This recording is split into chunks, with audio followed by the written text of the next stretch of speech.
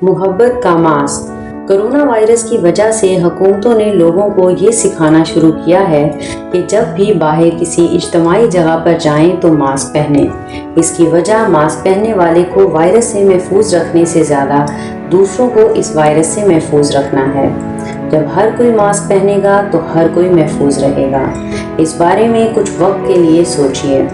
Mask پہننے کا مطلب ہے کہ دوسروں کے فائدہ کے لیے اپنی خوبصورتی اور اپنے چہرے کے اظہار کو چھپایا جائے۔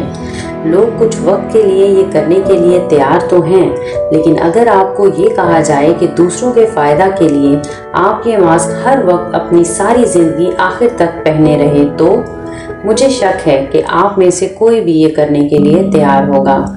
کبھی آپ نے یہ سوچا ہے کہ مسیح نے یہ کیا ہے؟ وہ خدا خالق تھا جس نے تمام کائنات کی خوبصورت مخلوقات کو تخلیق کیا، لیکن نسل انسانی کو بچانے کے لیے وہ ایک پست انسان بن گیا، اپنی تمام خوبصورتی اور جلال کو چھپایا۔ یسایہ 53 کے مطابق اور وہ اس کے آگے کومبل کی طرح اور خشک زمین سے جڑ کی مانند پھوٹ نکلا ہے، نہ اس کی کوئی شکل و صورت ہے نہ خوبصورتی، اور جب ہم اس پر نگاہ کریں تو کچھ حسن و جمال نہیں کہ ہم اس کے مشتاق ہوں۔ اپنی خوبصورتی کو چھپانے سے بڑھ کر آپ کے اور میرے لیے وہ آدمیوں میں حقیر و مردود، مرد غمناک اور رنج کا آشنا تھا، تو بھی اس نے ہماری مشقتیں اٹھا لی اور ہمارے گناہوں کو برداشت کیا۔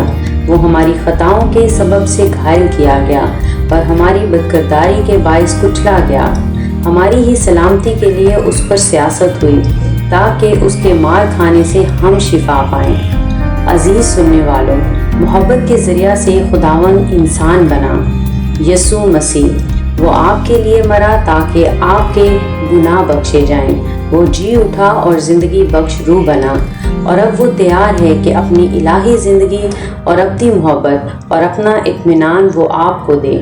اب آپ اسے اس طرح دعا کرنے سے حاصل کر سکتے ہیں: خداوند یسوع، میں تجھے اپنے دل میں حاصل کرتا ہوں، میرا ذاتی نجات دہندہ بن، مجھے اپنی ابدی الہی زندگی دے، مجھے تیری ضرورت ہے، ہمیشہ میرے ساتھ رہ، آمین۔